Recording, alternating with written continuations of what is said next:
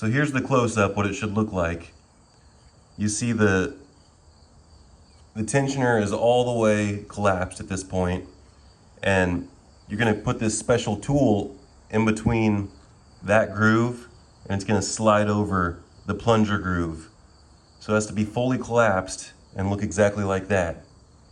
If it's just a little bit out, like I had it the first time, I went way too far. Let's try to back it up. If it's like that, then the tool will never fit on. And you see I'm blocked by that retaining clip.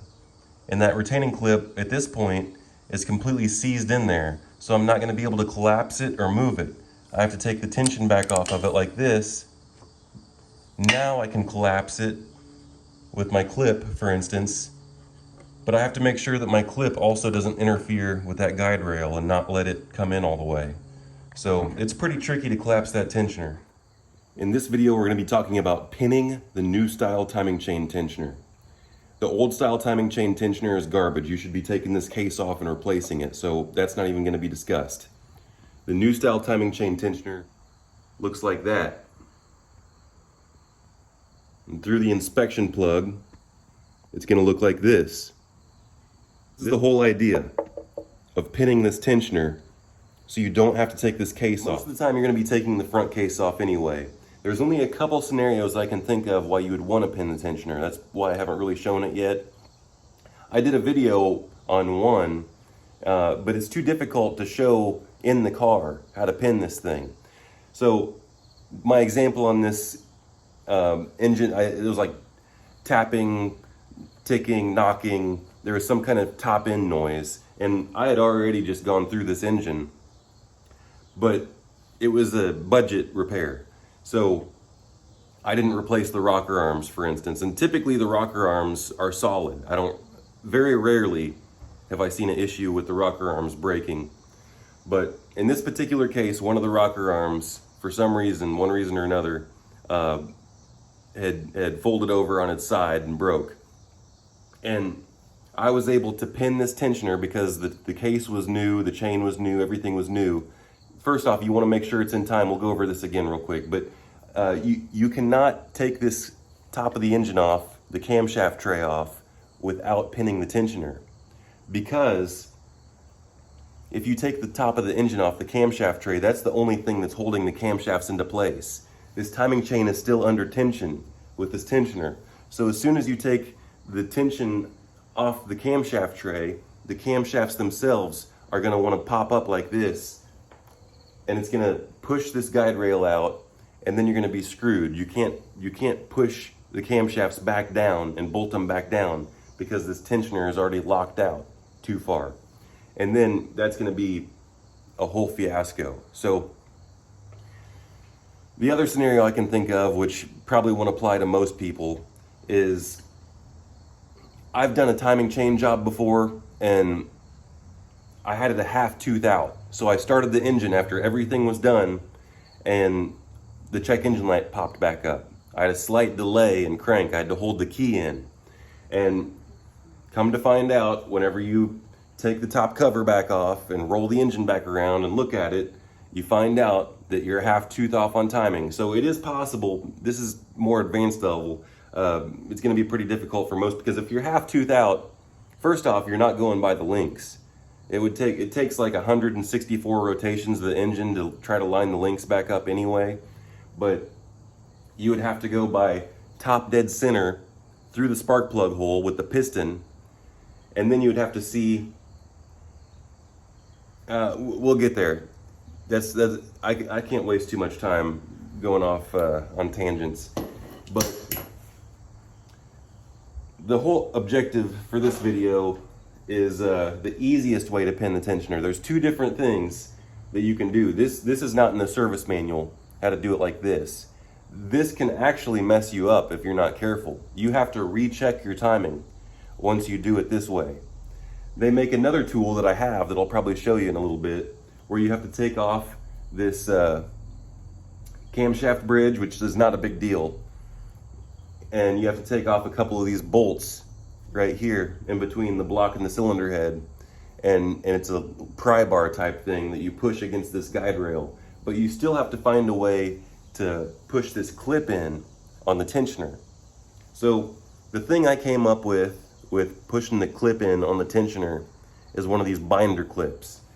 And it has to be kind of big enough to fit in this hole. If you use a really small one, it's gonna wanna have a tendency just to kind of twist sideways and fall out.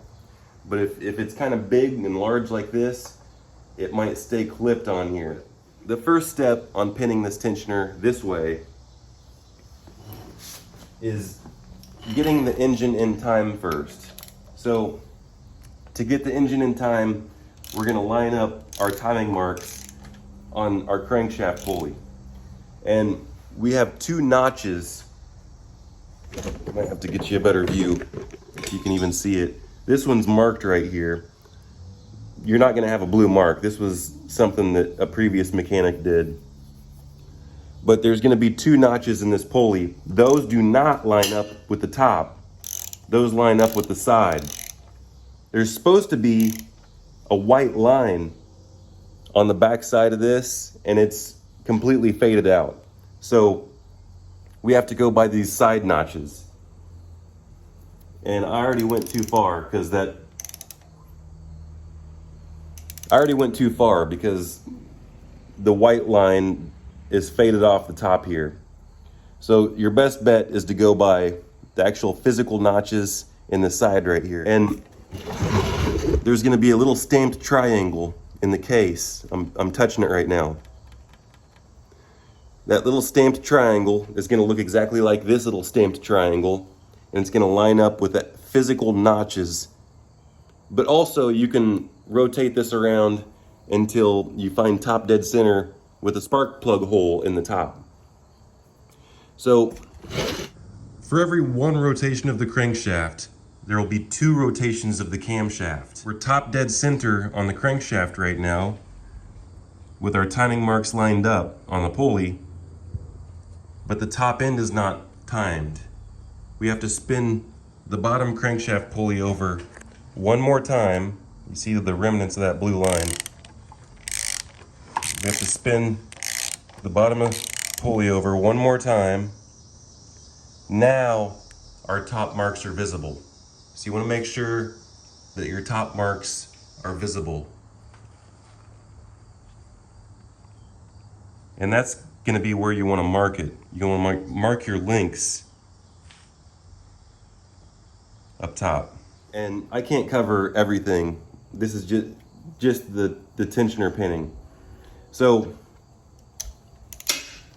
we're going to go a little bit farther than top dead center and in time, because I'm going to backspin the engine to actually get this plunger to collapse. So I'm going to go about a 1/4 turn forward. And the other thing that's going to do to this tensioner is it's going to release the pressure, because when you're spinning the engine over this way, it's pulling the tension of the chain right here on this side of the engine.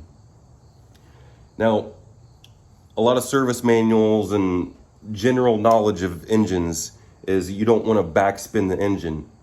And the purpose of not wanting to backspin the engine is if you do have a loose timing chain, there's a possibility that you could skip teeth by backspinning the engine, because the engine is not designed to backspin. But if the timing chain, and I can speak for this exact engine, it is possible to skip timing backspinning the engine. That's why you have to recheck timing once you're done doing this. But most of the time you're going to be fine, especially if you do it really carefully and really slowly. So now we have a spring clip in here. It's just 2 little tangs of metal we got to push together. So that's what this binder clip is going to be for.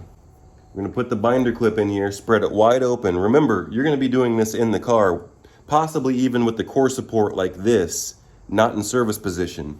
So you're going to be able to get up here and binder clip that retaining clip on the tensioner. I'm not going to do it by feel, really.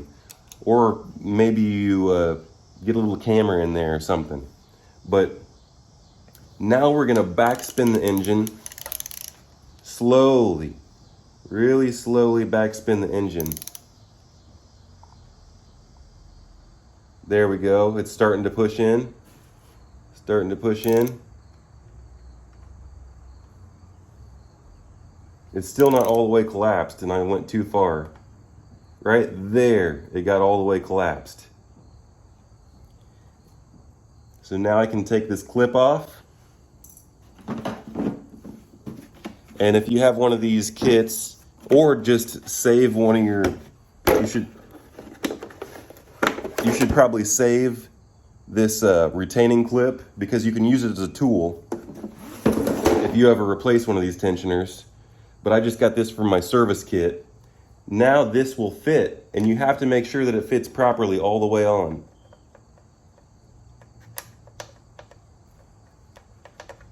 So that's all the way in there now. And now, see, the marks are right here, and my timing mark is right here, so I'm only a little bit off. Now I can go right back. I didn't get it all the way on, see? I didn't get it all. This is kind of really a crummy, this is a really crummy tool. I mean, this is one of those Chinese kits. I've never actually used these keys before, but I'm gonna blame it on that. But anyway, let's try again. So, first step is release the tension off of it.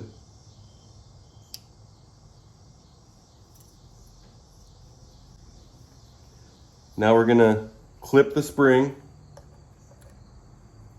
Now we're gonna backpedal the engine.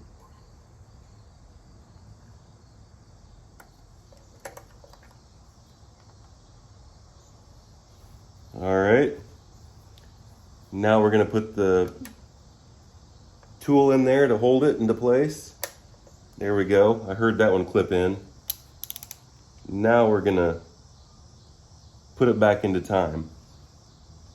Right there. Now the tensioner is pinned. Now, if I wanted to, I could take the bolt out of this guide rail and slide it down, and we're in time on the bottom. The bottom's in time, tensioner's pinned. I could slide this rail down, and then I could adjust my cams perfectly if I wanted to. Let's say if I'm a half tooth out.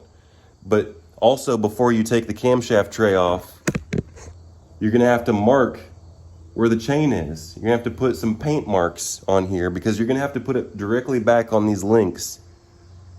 Let's say you have it in time and you're not adjusting timing. Before you take off this camshaft tray, make sure that you mark your timing marks if the timing is correct. And then, when you're all done, you can just pull this grenade pin back out. Right there. And if I could show you better, I would. But even without one of these clips, I've also been known to kind of stick my fingers in here like this and just kind of crimp down on that clip with my fingers. That's really difficult to do. I kind of have to push it up and then backspin the engine. But you want to be very careful with this, because these are little springy clips and you could bend them and then you could just damage this whole mechanism. So I suggest just going with the binder clip like I showed to begin with.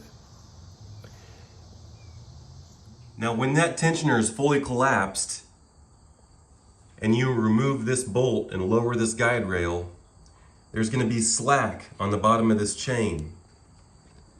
And yes, this timing cover does have that little rail, that little metal rail goes right here.